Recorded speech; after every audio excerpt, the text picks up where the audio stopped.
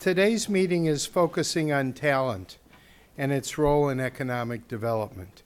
There's no better place to have this discussion than at SEMCOG, where education, local governments, and other regional stakeholders convene to build on our region's opportunities and address our challenges. As you recall, SEMCOG launched development of our next regional economic development strategy in March by asking General Assembly members for thoughts on a variety of factors that impact on our economy and our competitiveness. We've continued to gather input at a series of public forums focused on community assets, business climate, and talent throughout the region. We'll hear more about SEMCOG's economic development strategy later in the agenda when we feature a panel of government and education leaders tackling the issues of developing people with skills and talent that match our current and future market demands. Before we get to that, though, we'll be hearing from the governor, our local government host, the City of Livonia, and our education host, Schoolcraft College. It's now my honor to introduce the governor of this great state of Michigan, Rick Snyder. To accommodate the governor's schedule, we're dispensing with our traditional roll call. In order to be recorded on our attendance list, if you didn't check in, please make sure to check in before you leave at the registration desk. Governor Snyder is here to address a really critical issue for Michigan and one that's central to economic development efforts in our region.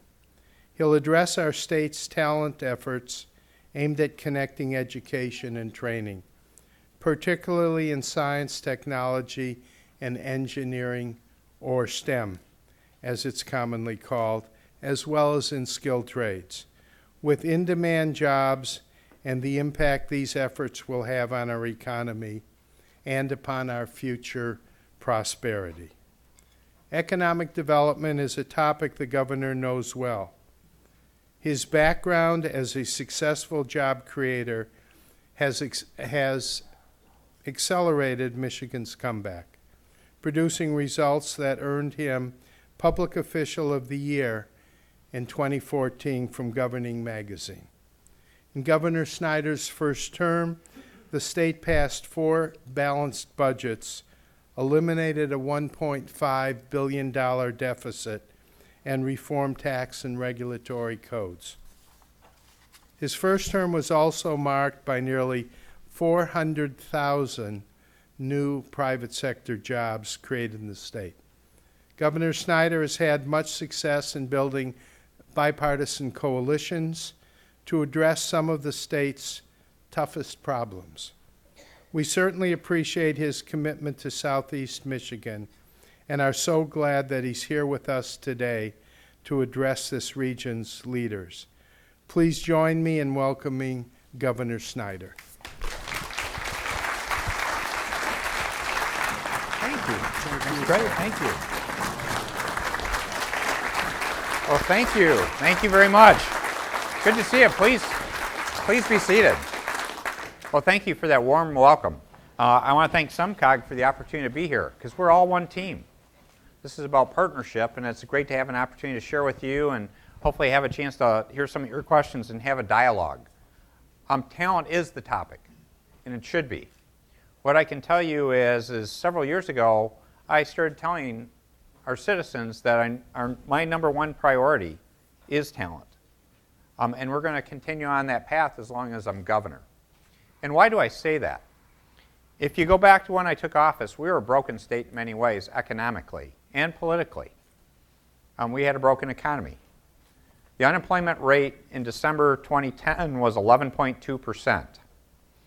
One of the first things I wanted to do was get an understanding of how many open jobs we had. So we actually created a website called mitalent.org.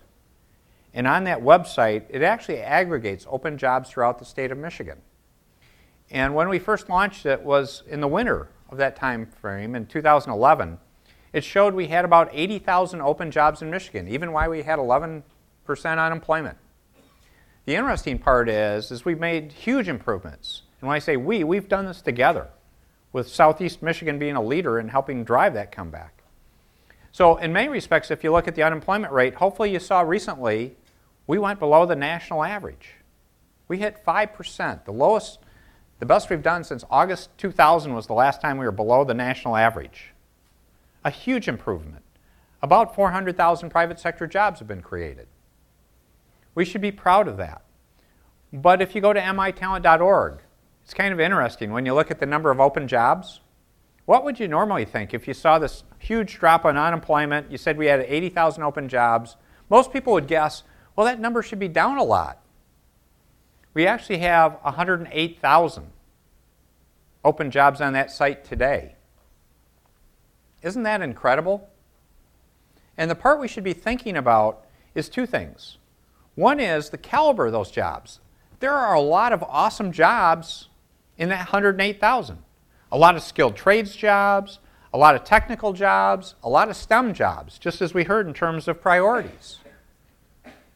The other thing I can tell you is that 108,000 is understated. One of the issues that we actually face is I believe that's a low number. And one of the things is we have to get better information on what the real number is. So let's talk about some of the things we have going in talent and how this has been a focal area. But how we're going to help make sure that we help hardworking Michiganders end up becoming career connected. Not just in a job, but how they can get connected to a career opportunity, something they enjoy, something they see value in, something they can spend their career in. That should be our aspiration, and we can do this together. So if you stop and look at it, there's a couple ways I like to break it down.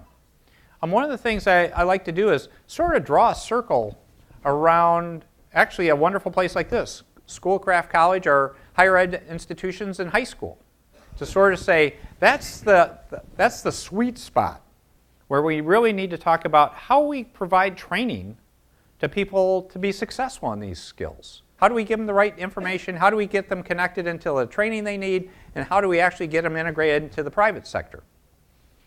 Before I do that, though, I want to talk a little bit about the private employer side, because again, that's my focal point. Again, I'm proud to be a public sector employee, but the engine that drives our economy is the private sector employment piece.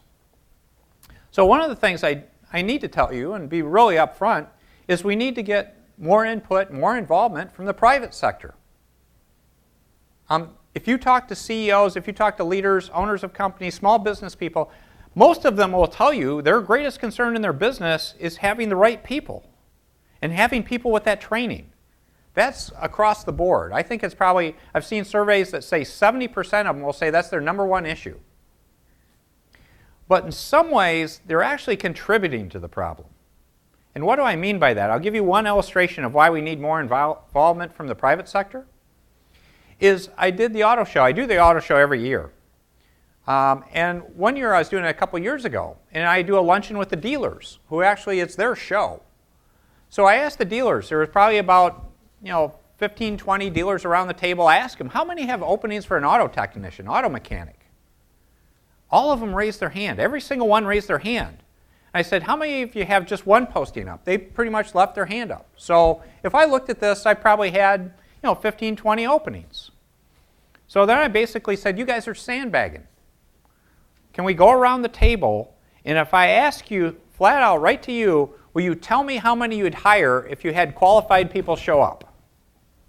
If you had a stack of resumes come in, how many would you really hire? So I started going around the room, and after about 10 of them, I had over 120 openings. That's how many they would have hired. So there is a lot more opportunity than we even realize. And I told them the problem is, I said, if I just do mitalent.org and I look at this database and I see I've got 20 openings, I'm happy to go to Schoolcraft College and work hard to say, let's do a training program for 20 openings. Have we solved the problem? No. And so there's a historical hesitancy of companies to be more open about what your needs really are. Some of it's, they'll talk about competition, they'll talk about other issues. To be open with you, they're not real good reasons, usually in the end. So that's something we really need to work to overcome, is to engage our private partners, to ask them to be more open and clear about what their demands really are and what kind of training they actually need to see these people to be successful. Because again, we still run this issue that sometimes either educators or us public sector people say, well, this is what they need to be successful.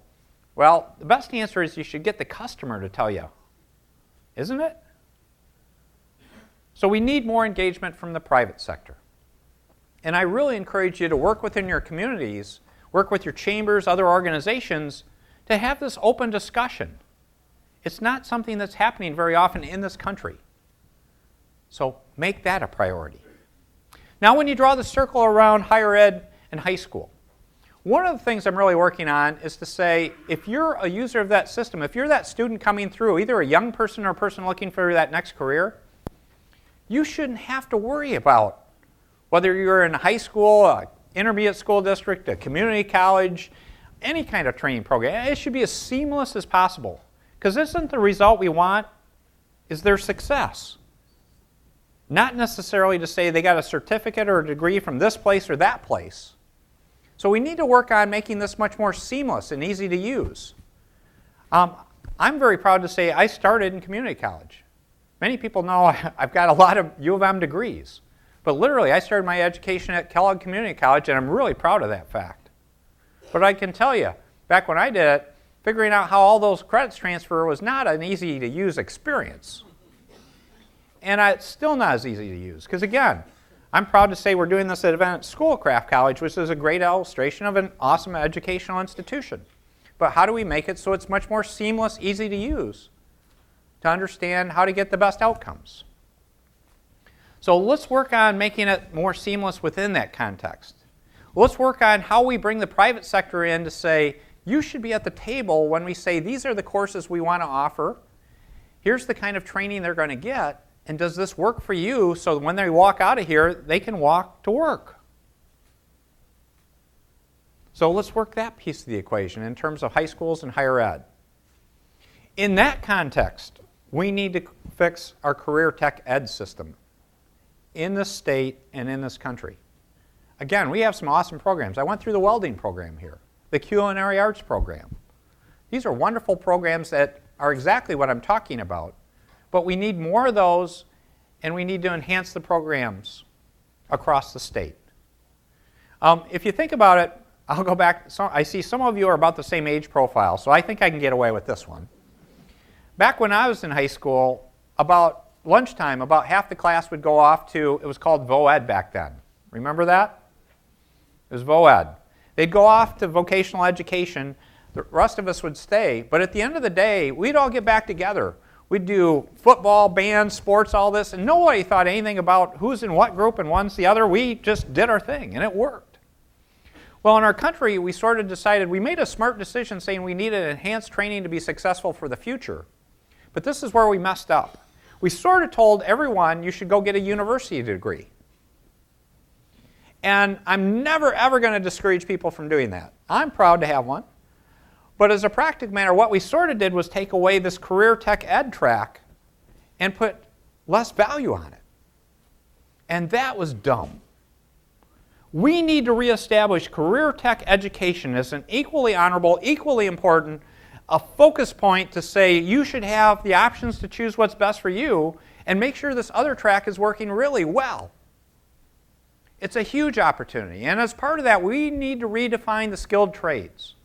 If you're a welder, plumber, or electrician, those are clearly skilled trades, and you should be proud if you're in those professions. If you're a welder in Michigan, you should be able to get a job in about a day, almost any corner of Michigan.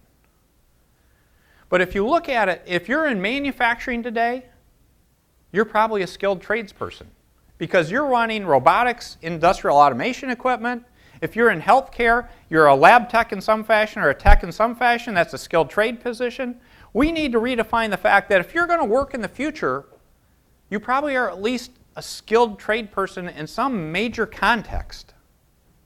And we need to get parents and young people and people looking for that next degree to understand that better and embrace that concept.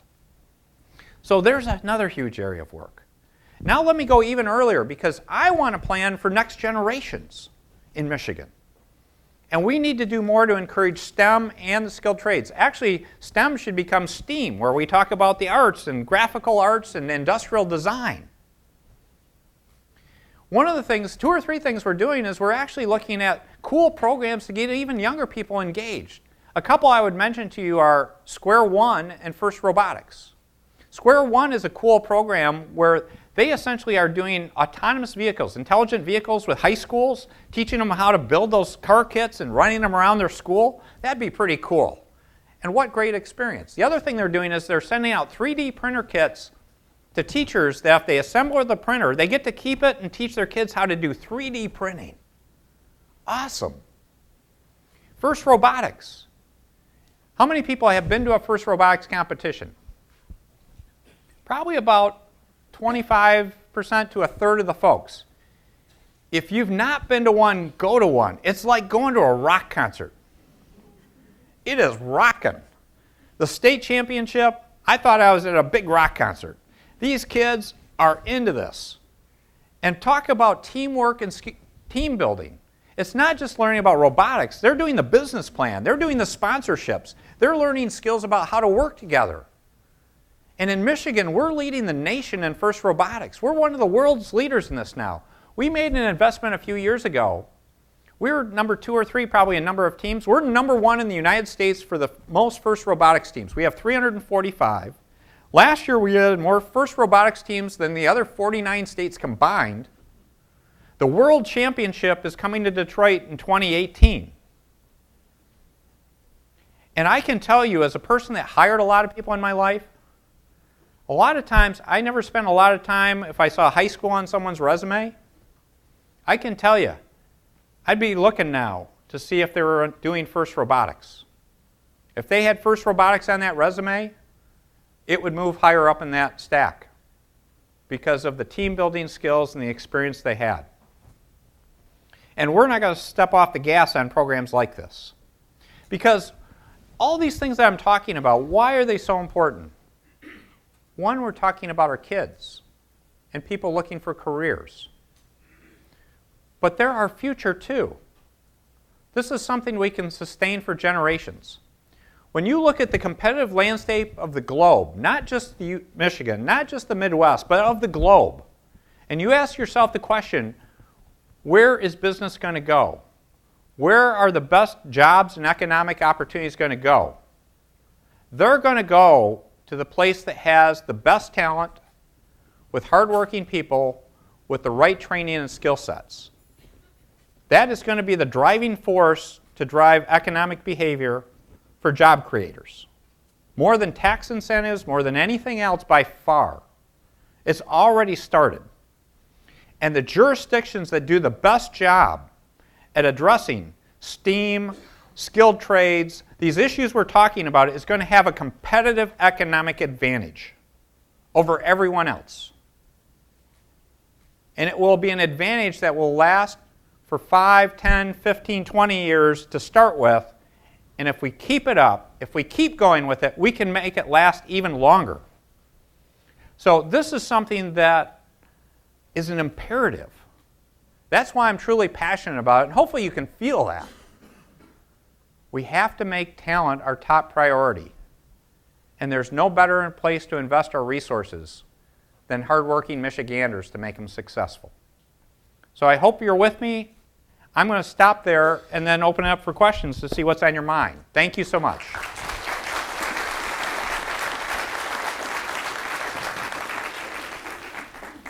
Thank you, Governor. It's now time for questions from members of the General Assembly. I thought I would kick it off with a question about the role of MEDC. We understand that the legislature doesn't seem to want to fund MEDC at the levels of the past. What role do you see for them working with local governments and regional economic developers in the future? Yeah, no, I appreciate that question. Actually, I have to make one fun remark here. Usually when I'm in a community, I recognize the community leaders, but the problem is if I recognized all the community leaders in this group, we'd never get anything done. So I apologize. But on the MEDC front, what I would tell you is I'm proud to say, many of you, I was the first chair of the MEDC. And for a while there, the MEDC lost their way, to be open with you. We've got it focused back on what I believe it should be doing. And with respect to the legislature, I think we will work through those issues, that we have good resources there. We had some recent cuts because of some various issues, but it will be a strong organization. But what I'll tell you is the MEDC is not intended to be the answer to everything. It's there to be a coordinating clearinghouse, a great partner with you and your local economic development people. Economic development is a team sport. It's not individual contributors. And to do economic development the best, it's about how you bring that team sport so you put the best team on the floor, and the best team on the floor, as you know, isn't where you have the best single player, it's where the players work the best together. And that's the part I would really encourage you to think about. The MEDC will be there. I'm going to work hard to make sure they're there, to provide that supporting role to you. But the most powerful thing when you have someone looking to grow a business, to bring a business to a community, is where they see people that live in that community, loving that community, partnered with the state government, partnered with anyone else, the utilities, the real estate community, all the other community members, to say they feel wanted. They're being embraced in a positive way. If you want to see the reaction be absolutely the opposite, is when someone comes to a community and sees conflict between the levels of government. If they see conflict between communities next door to each other. And believe me, in Michigan, we had a track record of having a lot of that junk go on. You may think you were selling your community, but if you did at the expense of your neighboring community, all you did was convince those people to leave. So one of the key things here is relentless positive action. Don't waste your time fighting with one another. Never blame anyone else, your neighbors or anyone else, because you got something or didn't get something. If someone wants to create jobs in your community, you should just hug one another and get them there. And figure out how to work well together to deliver results. Next question. Joan? How would you use that same advice with our state legislature? The question was, if you couldn't hear it, how do I do that same advice with our state legislature? Actually, I try to practice that with them. If you see, when have you heard me really criticize them? The closest I did at one point was I made some comment about how they might be going on vacation, and that didn't work so hot for me a couple years ago. So, I try to practice this with legislators. And a lot of it is getting them the facts. Again, usually what you find when you talk about politics or many other things in life, people sort of have a perception, and they respond to their perception. And if you actually get them what the facts really are, you can solve most any problem. And hopefully you can see that's how I try to operate. I try to view what are the facts, what's the common sense solution, do it, move on. And if you get the facts, then you can solve most any problem. And I'll give you a great illustration. It was the grand bargain in Detroit. Because I'll ask you, I'm not going to ask for a raise of hands, but I know in your hearts what your answer would be most of the time. If I looked around this room, probably many of you never thought in your lifetime you'd be able to go with pride and tell people around the country about Detroit's comeback. You probably spent most of your life figuring out how to respond when somebody said something negative to Detroit, instead of knowing that now is an opportunity to talk about exciting things going on and how the city's coming back. We still have a huge amount of work in the neighborhoods, and I'm focusing on that. But think about the difference. I can tell you, I've been doing these international trips. The perception of Michigan is fundamentally moving much more positively. People are viewing Detroit as an attraction element now to come to Michigan. That's incredible, folks, compared to what you saw for decades.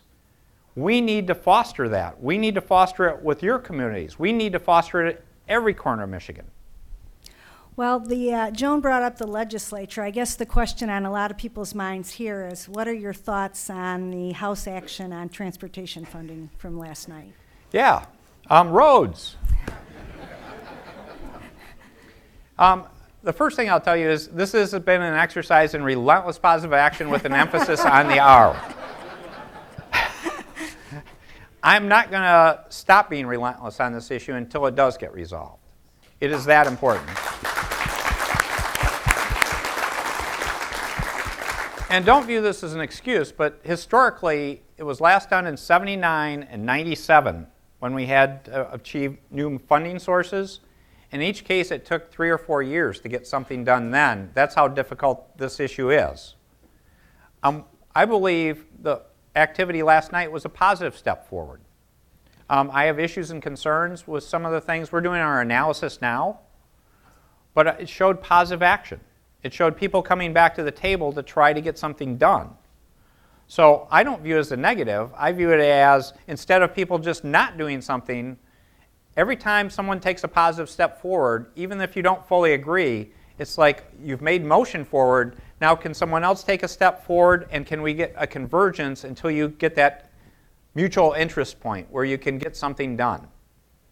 And I'm feeling positive. I'm willing to work with the House. Now I want to go to work on the Senate. Here's my thoughts. My key thing is I want to do this in a fiscally responsible fashion, because one of the concerns is they're talking about using a lot of general fund revenue. And I've made it clear I will not do that at the expense of making sure we stay fiscally sound and at the expense of other people. It needs to be done in a thoughtful fashion. They have ideas. Let's be open-minded. Let's look through it. And if it needs to change, let's be positive constructions about what those changes might need to be. Another question from the audience? Oh, okay. I have worked city of Ypsilanti in economic development for a long time, and I think the match of the jobs, you know, to the unemployment is a really great move, because I think that's been a big problem along. But following on the last question, you know, just matching the openings, the real openings to the real people is a plus. But I think that you're going to see transportation, if you can talk to the people in the legislature, how many people would work if they could get there? No, I And appreciate how that. critical transportation is to that. Can they think of it as an economic development driver, not just more tax dollars out the door? No, I agree with you. And I think one of the things that you're going to see, hopefully with whatever we do in transportation, a reasonable portion of that will be devoted towards public transportation and mass transit in places that really particularly can benefit from that. To give you an illustration of one program I'm very proud of, we started this several years ago because I think the federal government has too many workforce programs. They have 45 different programs or so, and they have made some improvements that will eventually take effect. But we started community ventures with solely state dollars, and that was to be aimed at the structurally unemployed, where traditional programs had not been successful. How can we focus in on the structurally unemployed for success? How have we done? We've placed over 3,000 people now. Our retention rate is about 70% after a year, which if you think about the demographic of what we're doing, that's a very high retention rate. The average wage is about $11.50 an hour. In Metro Detroit, it's over $14 an hour. So these are not just minimum wage jobs, and it's working. And the biggest constraint we found in terms of using those dollars flexibly, the biggest constraint, the number one area was transportation access to training or to work.